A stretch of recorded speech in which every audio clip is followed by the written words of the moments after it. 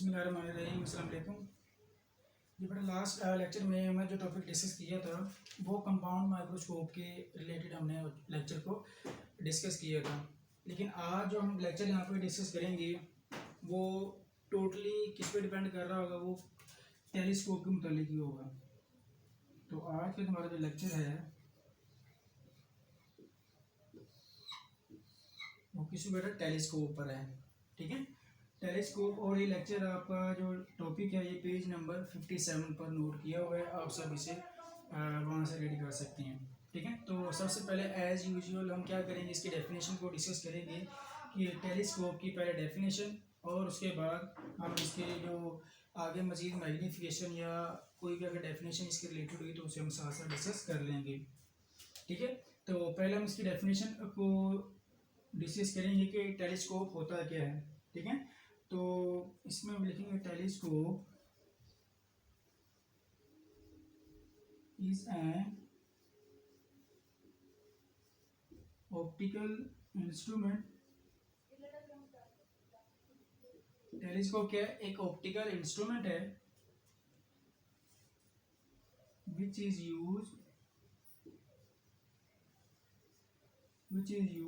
To observe and see distant object clearly,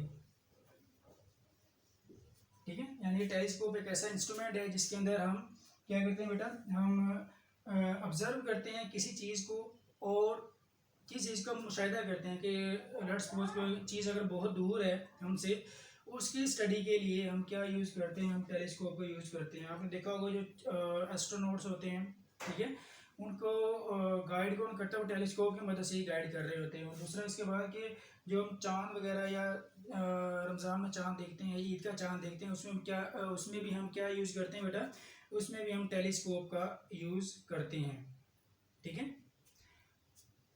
उसमें किसका use, telescope का यूज़ करते हैं। अब टेलीस्कोप के अंदर भी हम दो लेंस को यूज़ करते हैं, ठीक है। तो एक कौन सी लेंस होगी? एक होगी आई पीस, और दूसरी लेंस का नाम क्या होगा?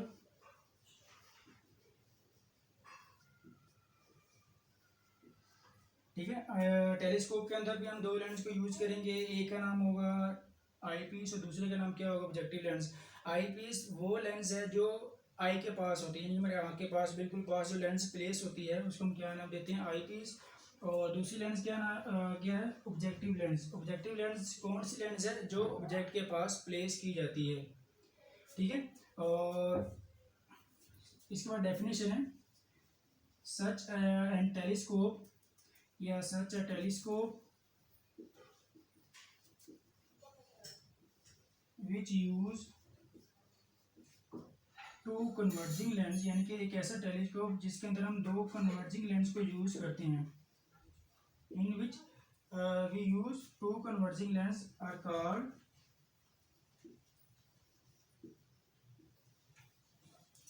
रिफ्रैक्टिंग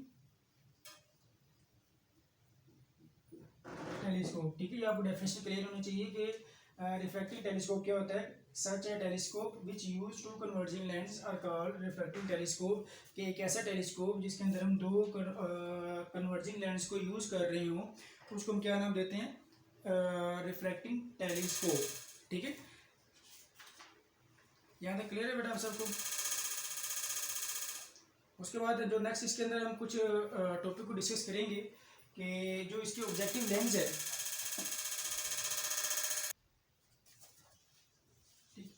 तो यहाँ तक क्लियर हो गया होगा कि रिफ्रैक्टिंग टेलीस्कोप क्या होता है। उसके बाद इसकी वर्किंग के कुछ की पॉइंट्स जो पहले आपको याद होने चाहिए कि ये डेफिनेशन क्लियर है यहाँ तक। Telescope is an optical instrument which is use to observe and see the distant object clearly. इसके अंदर हम क्या करते हैं कि ये एक ऑप्टिकल इंस्ट्रूमेंट है जिसके अंदर हम दूर के ऑब्जेक्ट को ऑब्जर्व भी कर सकते हैं और उसे देख भी सकते हैं, उसकी प्रॉपर्टीज़ को डिस्कस कर सकते हैं, ठीक है। और उसके बाद हमने कहा कि इसके अंदर दो लेंस यूज़ होती हैं, जैसे लास्ट कंपाउंड माइक्रोस्कोप के अंदर यूज़ की थी। एक का नाम है आई पीस और दूसरे का नाम क्या है? Objective lens. उसको बेटा सच A telescope which use two converging lens are called refracting telescope. एक ऐसा टेलीस्कोप जिसके अंदर हम दो कन्वर्जिंग लेंस को यूज कर रहे हो उसका नाम क्या होगा? Refracting telescope. ठीक है बेटा।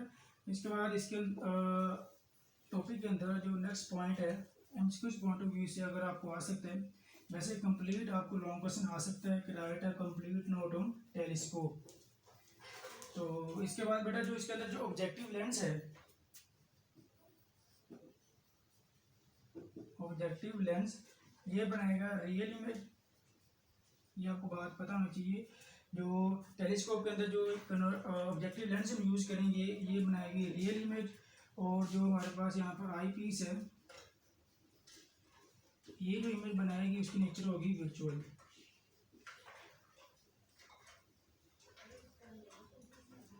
ठीक है, हमारे पास दो लेंस हैं, एक हमारे पास ऑब्जेक्टिव लेंस है, इसकी जो नेचर होगी इमेज की वो रियल इमेज होगी, एक ये रियल इमेज बनाएगा। तो उसके बाद जो हमारे पास आई पीस है ये क्या करेगा, उसको इन्वर्ट कर देगा, उसकी नेचर को चेंज करके उसे वर्चुअल इमेज में कन्वर्ट कर देगा। ठीक है, और इसके बाद अगर हम इसकी स्ट्रक्चर की बात करें, इसके हम डायग्राम की बात करें, तो इसकी डायग्राम कुछ यूँ होगी। अच्छा बेटा, ये मैंने इसकी कुछ डायग्राम बनाई है।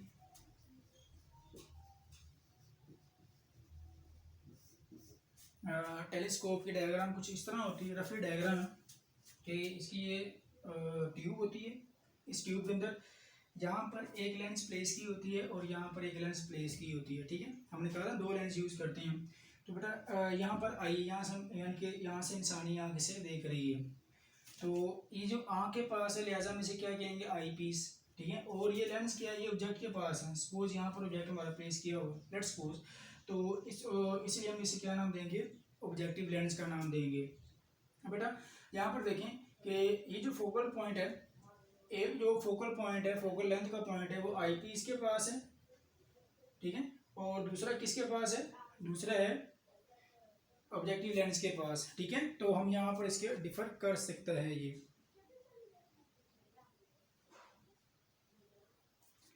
तो यहाँ पर ये जो focal point of objective lens की, ये जो हमारे पास ऑब्जेक्टिव लेंस है इसका फोकल पॉइंट यहाँ पर लाई कर रहा है, और जो यहाँ पर दूसरा फोकल पॉइंट है ये वाला, ये कहाँ पर लाई कर रहा है, ये इसे हम कहेंगे focal point of eyepiece. ठीक है, अब यहाँ पर पहले हमने लास्ट अभी डिस्कस किया था कि जो ऑब्जेक्टिव लेंस है ये क्या बनाती है, रियल इमेज बनाती है। तो यहाँ से इसकी जो इमेज बनेगी यहाँ पर, यानी कि यहाँ से इस ऑब्जेक्ट की रेज जाएंगी और यहाँ पर कन्वर्ज होने के बाद यहाँ पर मिल जाएंगी। तो यहाँ पर हमारे पास जो इमेज बनेगी, इमेज ऑफ ऑब्जेक्टिव लेंस के, जो ऑब्जेक्टिव लेंस है उसकी इमेज यहाँ पर बनेगी। इस लेंस की मदद से जो ऑब्जेक्ट है उसकी इमेज कहाँ पर बनेगी, इस पॉइंट पर आकर बनेगी। तो उसके बाद क्या करेगी, ये जो हमारे पास जो ऑब्जेक्टिव लेंस है, सो जो आई पीस है, ये क्या करेगी, इस इमेज को एनलार्ज करेगी, इस इमेज की क्वालिटी को चेंज करेगी। जब इस इमेज की क्वालिटी को चेंज करेगी तो यहाँ पर क्या हो जाएगा कि हमारे पास इसकी जो इमेज है वो यहाँ पर आके एनलार्ज होकर हमें नज़र आना शुरू हो जाएगी। तो यहाँ पर आपको दो सिर्फ बातों की याद होना चाहिए कि दो लेंस हमने यूज़ किए, आई पीस और ऑब्जेक्टिव लेंस। उसके बाद जो ऑब्जेक्टिव लेंस है ये रियल इमेज बनाता है। ठीक है, और जो हमारे पास जो आई पीस है ये क्या बनाती है, वर्चुअल इमेज और लार्ज इमेज बनाता है। यहाँ पर ये देखिए, यहाँ से लेकर यहाँ तक जो इमेज है ये किसकी है, ये वर्चुअल इमेज है, यानी कि आई पीस की वजह से इमेज आ रही है। इसकी क्वालिटी बहुत ज़्यादा है, इसकी हमें बड़ा हो गया ये नज़र आ रहा है। उसके बाद दूसरी हमारे पास जो पहली इमेज बनी थी वो यहाँ स्मॉल इमेज बनी थी, और वो उसका नाम दिया था इमेज ऑफ ऑब्जेक्टिव लेंस। ठीक है बेटा, ये इसकी कुछ डायग्राम थी, ये आपको लॉन्ग क्वेश्चन में एज इट इज़ बनानी आनी चाहिए। ठीक है, इसकी कुछ वर्किंग ज़्यादा यहाँ पर डिस्कस नहीं की, तो लिहाजा हम इसे यहाँ पर ज़्यादा डिस्कस नहीं करेंगे, लेकिन आपको थोड़ा बहुत ये पता होना चाहिए कि जो ऑब्जेक्टिव लेंस है उसकी वजह से इमेज बनती है उसकी नेचर क्या होती है, और आई पीस की वजह से जो इमेज बनती है उसकी नेचर क्या हो सकती है। ठीक है बेटा, अब उसके बाद इसकी कुछ वर्किंग है, इसकी वर्किंग हम डिस्कस कर लेते हैं अभी कि वर्किंग ऑफ टेलीस्कोप क्या होती है। ठीक है, तो यहाँ तक क्लियर हो गया, तो हम नेक्स्ट मूव करें। नेक्स्ट बेटा हम इसकी वर्किंग की तरफ मूव करते हैं।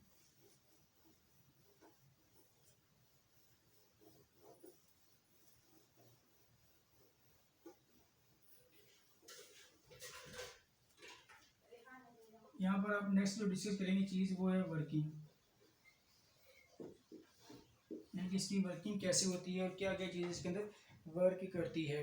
तो इसकी जो वर्किंग है बेटा वो रे डायग्राम की मदद से आपको समझ आएगी, उसके अलावा आपको समझ नहीं आएगी। तो रे डायग्राम इसकी बिल्कुल सिंपल है, कंपाउंड माइक्रोस्कोप से इसकी जो रे डायग्राम है वो आसान है। ठीक है, यहाँ हमने एज यूजुअल यहाँ पर 2 लेंस यूज करनी है।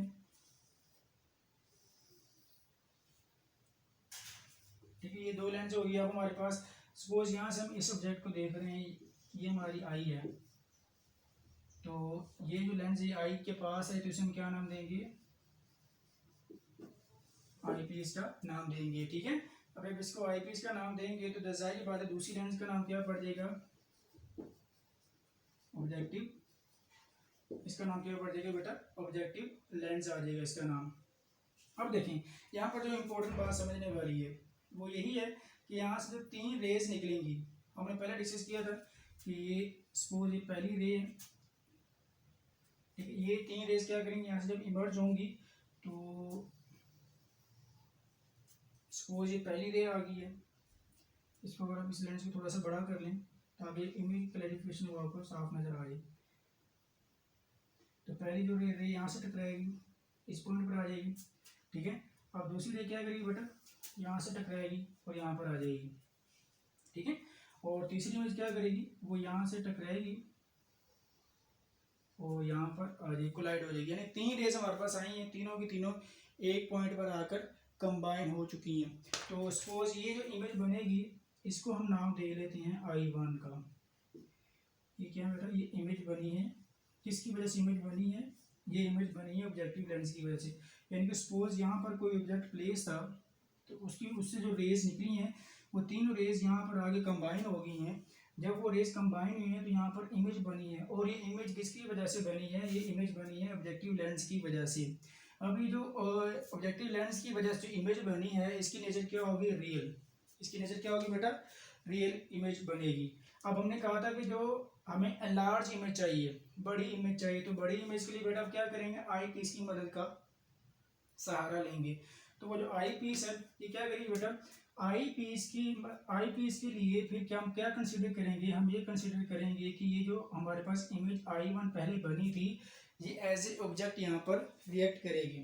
कैसे रिएक्ट करेगी बेटा, एज ए ऑब्जेक्ट यहाँ पर रिएक्ट करेगी। तो जब बेटा यहाँ पर एज ए ऑब्जेक्ट रिएक्ट करेगी तो यहाँ से जो रेज आएंगे तमाम रेज, सपोज पहली रेज ये आ गई है, इसी तरह में 3 रेज यहाँ से निकालनी है। तीनों रेज क्या करेंगी, वो सपोज ये हमारे पास 3 रेज आ गई हैं। ठीक है, और ये तीनों रेज बेटा क्या करेंगी, ये तीनों रेज एक पॉइंट पर आकर, सपोज ये इस पॉइंट पर आकर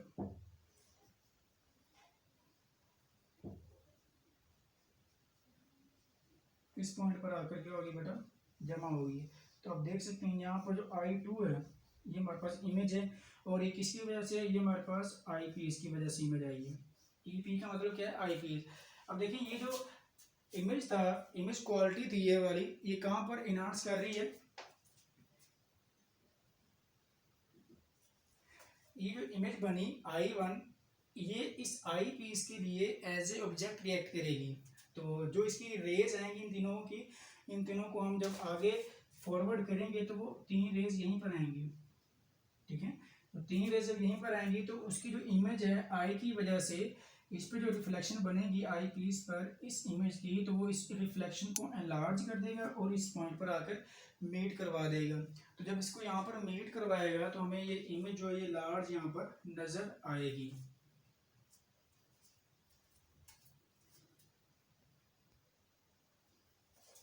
तो बेटा देखिए यहाँ पर जो इमेज बनेगी बेटा वो क्या बनेगी, ये देखें इमेज ये बनी है I2 इमेज है, ये कहाँ से बेटा, इस I1 से और इस ऑब्जेक्टिव लेंस से बहुत फार आके बनी है, यानी कि इस पॉइंट पर आकर ये इमेज बनी है। और ये जो इमेज है ये लार्ज इमेज कहलाएगी, एनलार्ज इमेज कहलाएगी। ठीक है बेटा, उसके बाद बात आ गई इसके मैग्नीफिकेशन का फॉर्मूला की। इसके मैग्नीफिकेशन फार्मूला क्या होता है बेटा, इसका जो मैग्नीफिकेशन का फॉर्मूला है M =